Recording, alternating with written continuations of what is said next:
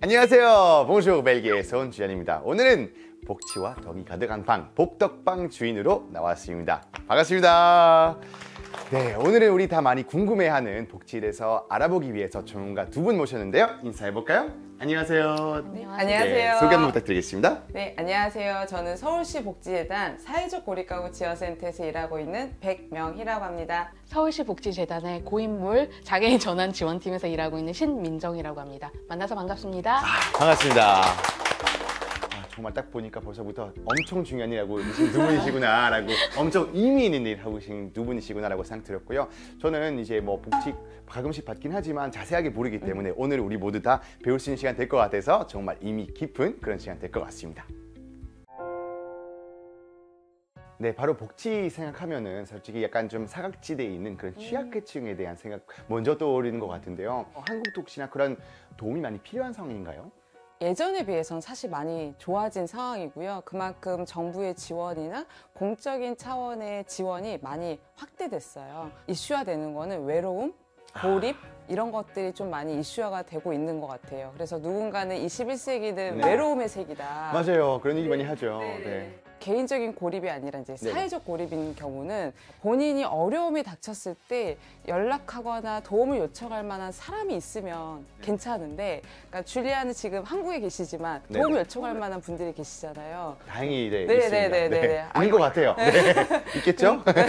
근데 1인 가구일 경우에는 아무래도 더 요청할 만한 가족이 없기도 하고, 특히나 어려움이 있을 때 요청할 만한 뭐 복지 공무원이나 복지 기관 이렇게 연결되었으면 좋겠다라는 생각에 그런 다양한 사업들이 지금 진행되고 있어요. 요새 보면은 뭐 거의 이 외로움이라는 게 뭐 거의 팬데믹처럼 뭐 요새 뭐 떠오르고 있다는 얘기도 있고, 네네네. 영국에서는 뭐 아신지 모르겠지만 외로움 장관? 외로움 장관들도 막 맞아요. 생기기도 하고. 네. 그래서 저는 이제 한국에 오래 살다 보니까 고독사라는 단어 들어보긴 했었거든요. 근데 한번 제가 번역기 돌려봐서 해외가 어떤 게 있는지 한번 좀 검색도 해봤고 했는데 해외에서 그 고독사라는 명칭이 없는 것 같거든요. 저한테 좀 약간 생소한 개념인 것 같아요. 네. 그럼 실제 벨기에에서는 그런 고독사나 이런 현황들이 거의 없다고 볼 수 있나요? 분명히 있겠죠. 네. 근데 이제 있겠지만 그렇다고 명칭해야 될 만큼의 문제라거나 뭔가 따로 그거를 뭐 어떻게 서비스라거나 해는 것까지는 아닌 것 같긴 해요. 그래서 정말 한국 보면은 주로 이제 자기가 외로울 때라거나 남한테 쉽게 청 못하는 문화도 있잖아요. 네, 맞아요. 동양에서 더 그런 문제가 악화될 것 같은 네, 그런 네. 추측 많이 한다고 하더라고요. 그래서 해외 보면 주로 되게 신기하다. 이제 일본이라거나 한국에서는 그런 단어가 생겼다. 그만큼 문제가 심각하다는 얘기 많이 하게 되는 것 같아요. 우리나라 고독사 통계를 봐도 3,378명이 고독사로 돌아가셨는데 그중에 50%가 넘게가 중장년 1인 남성 가구거든요. 근데 아무래도 중장년 남성 가구의 특성상, 그리고 우리나라의 문화 특성상 남에게 도움을 요청하는 게 쉽지 않은 어렵죠. 것 같아요. 네네. 왠지 그게 남에게 폐를 끼치는 것만 같고 약간 그런 문화가 좀 있어서 더 어려운 부분이 있는 것 같아요.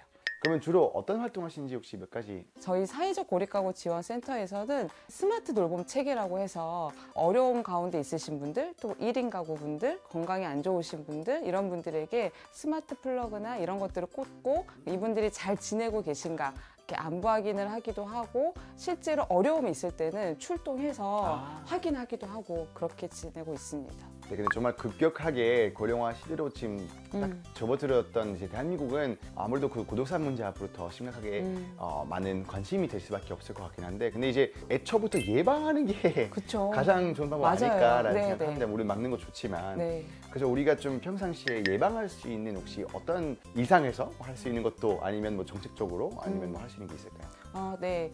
고독사의 주요 원인이 사회적 고립에서 사회적 고립에 접근하는 것도 예방하기 위해서 접근하는 거거든요. 근데 사회적 고립 가구를 찾는 게 쉽지는 않아요. 저희가 찾기 위해서 복지기관들, 그다음에 동주민센터에서 되게 노력을 많이 해주시고 계시고요.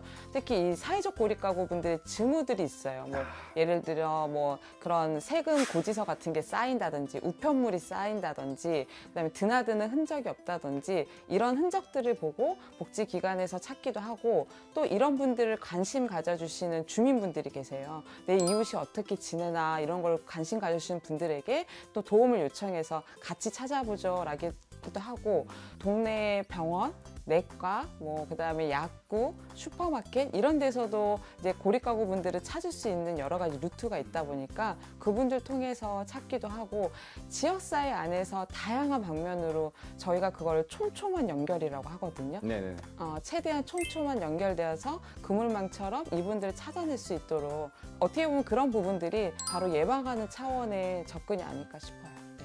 네, 확실히 한국 보면 이제 너무 사회가 빠르게 맞아요. 뭐 변했잖아요. 네, 그러다 네. 보니까 이제 세대 속의 그런 소통이라거나 네. 갈등도 많이 생기다 보니까 서로 간의 그런 소통망이 네. 끊겼던 느낌 좀 전 받아들였던 부분이 있거든요. 맞아요. 그리고 반면에 유럽에 얼마 전에 갔다 왔는데 정말 나이 많으신 뭐 할아버지도 그 젊은 사람들한테 말 걸어도 근데 그게 하나도 안 이상하고 너무 자연스럽고 서로 간에 약간 친절한 이웃 되는 그런 좀 느낌이 있다 보니까 그래서 상대적으로 유럽에 조금 그런 부분이 좀 덜하지 않을까라는 생각 좀 들었었거든요. 네. 저희가 아무래도 1인 가구분들이 점점 증가하고 있는데 도시라는 것들이 도시화되면서 되게 익명 속에 살고 있는 것 같아요. 맞아요. 더 많은 사람들 주변에 있는데 네. 오히려 더 몰라요. 더 모르고 더 외롭기도 하고 더 그렇게 사람들은 많은데 나만 외롭다고 느껴지는 상황들이 많다 보니까 더 그런 문제들이 좀 심각해지는 것 같아요. 네. 근데 솔직히 이제 뭐 구독사라거나 그리고 가끔씩 또 외로움 보면 뭔가 좀 어르신만의 문제라고 생각하지만 또 요새 그렇지는 않잖아요. 맞아요. 네. 유의미하게 좀 보는 것 중에 하나가 청년 고독사에 대한 부분들도 얘기를 많이 하거든요. 근데 특히 청년과 관련된 부분에 있어서는 그 고독사 원인 중에 하나가 뭐 자살이나 이런 부분들이 있기 때문에 그건 그만큼 정신건강적으로 심리정서적으로 힘들었던 부분이 아닐까라고 생각을 해서 저희는 요즘 그걸 마음건강이라고 보는데 맞아요. 마음건강을 지원하기 위한 대책들이 되게 많이 만들어지고 있고요. 그러면 특별하게 좀 약간 청년들을 위해서 뭐 그런 마음의 아픔을 좀 치료하기 위한 정책 같은 거 혹시 그런 것도 있을까요? 네, 저희가 마음건강 지원 사업이라고 해서 뭐 서울시의 미래청년기획단에서 진행하고 있는 사업들도 있고요. 그다음에 서울은 서울시 정신건강복지센터라고 있어서 그게 또 자치구별로 있거든요. 네, 그렇게도 있고 청년 마음건강센터가 있어서 심리 상담을 지원해 드리기도 하고 그분이 일상생활을 할 수 있도록 사례관리를 지원하는 서비스들도 네, 진행되고 있어요. 지금 우리가 살고 있는 시대가 어느 때보다 누군가와 소통하는 게 가장 쉬운데도 불구하고 가장 외로움 많이 느낀 시대 아닐까라는 생각도 많이 하게 되는 순간 되게 많은 것 같아요. 그래서 네. 정말 가끔씩 우리가 화면 통해서 서로 보고 서로 소통하는 것이 아니라 사회망을 좀 더 잘 구성하고 네. 잘 소통할 수 있는 게 정말 중요하지 않을까라는 생각을 했습니다. 지금 이 21세기는 누구나 외로울 수 있다라는 생각을 좀 가지면 좋겠다 싶어요. 외롭다라고 얘기하는 게 부끄러운 게 아니고 어려운 게 아니라 누구나 그럴 수 있다. 누구나 외로울 수 있지만 모두가 고립되지 않는 사회를 만드는 게 한국만의 좀 중요한 부분이 아닐까라고 생각하고 있습니다. 오늘 촬영 끝나고 그동안 일하고 있던 친구한테 한번 네. 엄마 아빠한테 한번 전화해봐야 될 것 같습니다. 네. 또 취약계층이라고 하면 또 빠질 수 없는 바로 좀 장애인들 있으신 것 같아요. 왜냐면 아무래도 이제 혼자서 독립 가끔씩 하기가 힘든 부분도 있기 때문에 저 한국 상황에서 좀 많이 궁금하거든요. 왜냐면 저는 한국 처음 왔을 때 이렇게 장애인이 없지? 라는 생각 가끔씩 들 때가 있어요. 그래서 확실하게 유럽보다 덜 보이는 것 같은 느낌 드는 부분들이 꽤나 있어요. 숨어 있는 느낌? 숨기고 있는 느낌? 그런 느낌 좀 들었습니다. 혹시 사실은 그럴까요? 그러니까 저는 항상 오해를 풀어드리고 싶은 게 사실은 생각보다 한국이 그런 사회 정책이라든지 그런 제도라든지 법은 잘 되어 있어요. 선진국과 비교해도 손색이 없을 만큼 괜찮은 법과 제도를 가지고 있거든요. 네. 장애인 고용지원법이라든지 장애인 복지법도 있고요.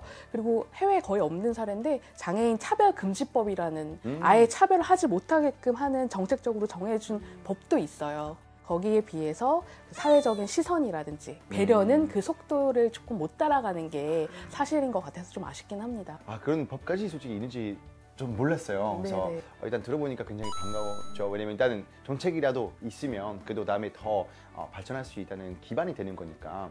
유럽에서는 좀 더 아무래도 그런 시선이라거나 이런 것들은 사회 시선이 조금 더 그래도 풍요롭다는 느낌이 좀 있는 것 같아요. 그래서 그런 차이가 있구나 아직까지는 좀 많이 느꼈던 그런 순간들이었던 것 같습니다. 아무래도 어릴 때부터 교육하는 게 굉장히 중요한 것 같아요. 저희가 장애인 복지가 급격하게 되게 발전을 하기 시작했어요. 그렇죠. 예. 거슬러 올라가면 6.25 전쟁 때 네네. 약간 팔다리를 잃으신 군인분들이 이제 제대를 하시고 상위 군경 복지관이 생긴다든지 약간 이런 식으로 발전을 하고 그리고 장애인 권리, 인권이라든지 이런 것들이 중요해지면서 거기에 관련된 법이 생기고 하지만 그게 유럽에 비해서 100년처럼 천천히 간 게 아니고 몇십 년 만에 막 법이 생기고 권리가 생기고 하다 보니까 사람들의 인식이 거기 속도에 따라가지 못하는 거죠. 근데 지금도 많이 변하고 있고요. 앞으로 변해도 더 개선해야 되고요. 네, 벨기에 같은 경우는 좀 또 그 인식을 많이 이렇게 깼던 또 순간 하나 있었거든요. 그 제8요일이라는 혹시 영화 알아요. 들어보셨어요? 네네네. 보셨을까요? 다운증후군. 네네네. 네, 다운증후군 주제를 다루는 영화기도 하고 실제로 그 주인공도 다운증후군. 근데 이제 그 칸을 영화제에서 이제 남성주연상을 이제 네네. 하신 거고 영화 덕분에 많은 사람들이 되게 생각보다 정말로 별 차이가 없다 그리고 되게 따뜻하다라는 생각도 많이 들게 되면서 사실 그냥 다 똑같은 인간이구나 별 차이가 없구나라고 많이 느낄 수 있었던 것 같아요. 그래서 되게 확실히 그 접촉이 중요하다, 네. 노출이 중요하다라는 것은 많이 네. 느낄 수 있었던 순간이었던 그렇죠. 것 같습니다. 반가운 소식도 벨기에에서 2021년도에 아예 헌법에서 또 그런 장애인을 위한 권리에 대해서 언급했었거든요. 그래서 정확하게 어떻게 써있냐면 이제 장애가 있는 모든 사람은 사회에 완전히 참여할 권리가 있으며 이는 사회로부터 합리적인 편의를 제공받을 권리가 포함한다라는 것은 아예 헌법에다가 넣기 때문에 이게 한국도 바라고 있지만 유럽도 사실 이제 어떻게 보면 이제서야 들어간 거잖아요. 가장 큰 헌법에 들어갔으니까. 네, 그래서 약간 전 세계에 그래도 이제 이해도라거나 이런 것들 좀씩 그래도 올라가는 거 있지 않을까라는 생각도 좀 들은 것 같습니다. 그러면 벨기에나 유럽이나 좀 장애인을 위한 좋은 제도나 복지 같은 건 어떤 게 있는지 말씀해 주실 수 있을까요? 일단은 그 사회에 들어가는 이제 그 GDP의 예산 비율을 봤을 때 벨기에는 그래도 높은 편인 것 같아요. 벨기에는 이제 지금 한 21% 정도 상당히 진짜 높은 편인 것 같아요. 상당히군요. 네, 네. 제 입으로 말하기 좀 네, 그렇지만 그렇습니다. 네, 그 사촌 누나께서 조금 이제 지능 조금 이제 좀 나시신 부분이 있으셔가지고 저희 고모께서 처음에는 자기 딸이니까 장애인으로 진단 안 받길 되게 바랬었어요. 네네. 그래서 되게 오랜 기간 동안 진단을 이제 안 하고 있다가 좀 성인이 되고 등록되셨는데 근데 등록된 순간부터 인생이 너무 편해진 거였어요. 그래서 그때 고모께서 왜 우리가 그동안 안 했을까에 대한 오히려 후회하셨어요. 왜냐면 이제 차도 운전할 수 있게끔도 해줬고요. 그리고 집도 굉장히 저렴한 금액으로 그런 단독주택 같은 것도 살 수 있게 되었고요. 그리고 고용도 훨씬 더 쉬워졌어요. 그래서 지금 훨씬 좋아졌다. 그래서 확실하게 유럽 같은 경우는 그래도 그런 부분 봤을 때 뭐 이동의 권리권이라거나 뭐 이런 것들도 되게 잘 보장되어 있는 그런 느낌 좀 많이 드는 것 같고 그러다 보니까 더 많이 보이는 거 아닐까라는 생각도 좀 하게 되는 것 같아요. 한국도 똑같아요. 부모 마음으로는 우리 아이가 장애가 아니었으면 좋겠다는 마음에 진단을 미루시는 부모님들이 되게 많아요. 그런데 이제 한국은 이제 군대를 가야 되잖아요. 그렇죠. 근데 친구가 약간 발달 장애가 있거나 자폐성 장애가 있거나 약간 충동성이 강한 친구가 있는데 이 친구가 군대를 간다고 생각을 해보세요. 그러다 보니까 뒤늦게 이제 빨리 이렇게 진단을 받고 하시는 경우도 많고요. 그거 말고도 장애인이라는 낙인감 때문에 그거를 조금 힘들어서 약간 좀 미루시는 경우도 있는데 막상 또 받고 나면은 똑같이 벨기에처럼 저희도 혜택이 되게 많아요. 저희 재단에서 운영 지원하고 있는 장애인 지원 주택이나 이런 데도 입소가 가능하고 만약에 주택이 없을 경우에는 전세 자금을 지원하는 서울시의 정책도 따로 있어요. 네, 중증 장애인 분들만 해당이 되시는데요. 1년에 한 2번 정도 모집을 하고 최대 2천만 원, 1천만 원까지 이렇게 지원해주는 전세 보증금을 지원을 해주세요. 보증금은 뭐 마련하는 게 어렵잖아요. 네. 그래서 지원하는 사업들은 굉장히 많습니다. 네네. 우리 서울시 복지재단에서 또 하는 다양한 거 많으실 텐데 또 장애인들 위해서 또 특별한 그런 제도 하시고 계시는 거 있으실까요? 서울시 복지재단 저희 장애인 전환 지원팀에서 하는 거는 딱 크게 2가지예요. 첫 번째는 장애인 자립생활주택 운영 지원이고 두 번째는 장애인 지원주택이에요. 근데 얘기를 들으면 주택이 주택이지 뭐 이렇게 이름이 복잡해 이렇게 생각하실 수도 있을 것 같아요. 근데 자립생활주택 같은 경우에는 자립생활을 경험해 볼 수 있는 체험홈이라고 생각하시면 돼요. 들어가실 수 있는 대상은 현재는 시설에 계시는 장애인 분들만 입소가 가능하신 주택이고요. 최소 2년에서부터 4년까지 거주가 가능하시고 지역사회에서 생활해 보시지 않으신 분들이 직접 동네에서 막상 살아보려고 하시면 어려운 게 너무 많으시잖아요. 소소한 문제에서부터 뭐 중대한 문제까지 다양한 문제들이 발생하게 되는데 혼자서는 살기가 힘든 거죠. 그렇게 되면은 누군가가 지원해 줄 사람이 필요하고 시 차원에서 그런 주택을 운영할 수 있는 기관들을, 사업자들을 모집을 해요. 그래서 그 주택을 운영할 수 있게 맡기고 따로 지원 인력을 뽑아서 그 인력들이 그 장애인 당사자분들을 지원할 수 있게 하는 사업을 합니다. 지원주택 같은 경우에는 이거는 좀 달라요. 아까 말씀드린 체험홈이라고 그랬잖아요. 체험홈. 기본으로 2년 사시고 나가셔야 되는 거예요. 다른 그렇죠. 지역사회로. 잠깐이게. 네, 잠깐 해보는 거니까. 근데 지원주택은 이제 내 집이에요. 내 이름으로 계약할 수 있어요. 근데 장애인이 본인 당사자로 내 집으로 계약을 하게 되면 임대주택의 한 일종이라서 최장 20년까지 거주가 가능하시고요. 60세가 넘으시면 거의 돌아가실 때까지 거주가 가능하세요. 그러니까 내 집이라고 생각하시면 돼요. 근데 이제 그 집에 사실 때도 사실은 준비가 되어 있지 않으면, 특히 평생을 부모님 밑에서 보호를 받고 사시다가 혼자서 지역사회에서 나가서 살아보시려고 막상 나왔을 때 문제가 발생하는 경우가 많잖아요. 예를 들자면 평생 엄마가 머리 감겨주고 샤워하는 것도 도와주셨는데 혼자서 할 수를 없다든지, 뭐 세탁기는 돌려본 적이 없는데 세탁을 해야 되는 상황이 발생한다든지, 이런 것들이 하나하나 일상생활들이 지원을 할 필요가 있어요. 그래서 그런 것들을 도와줄 수 있는 또 인력들이 지원이 됩니다. 그래서 저희가 그거를 주택 코디네이터라고 이름의 명칭이 있어요. 그래서 그런 사회복지사들이 이런 거 하세요가 아니고, 이분들이 충분히 혼자 살고 싶었을 때 제일 하고 싶었던 건 뭐예요? 라고 물어본 다음에 꿈 같은 거 이룰 수 있는 그런 그냥 그 꿈을 이루기 위해 준비를 시켜드리는 거죠. 혼자서 선택하고 이런 거 해볼까요? 물어봐 주는 사람이 많아지니까 네네네. 스스로 하고 싶은 것도 많이 생기고 선택할 수 있는 자기 결정권이라고 그러죠. 그쵸. 자기 결정권이 자기 높아지는 게 그런 주택에 생활하면서 그렇게 장점으로 보이더라고요. 그런 게. 진짜 확실하게 더 내가 할 수 있는 게 더 많네? 라고 생각할 수 있게 되고, 네. 그래서 정말 선순환이 일으킨 네, 것 네. 때문에 정말로 그 자립성 도와주는 그런 집들이 있다는 게 굉장히 반가운 그런 소식입니다. 네.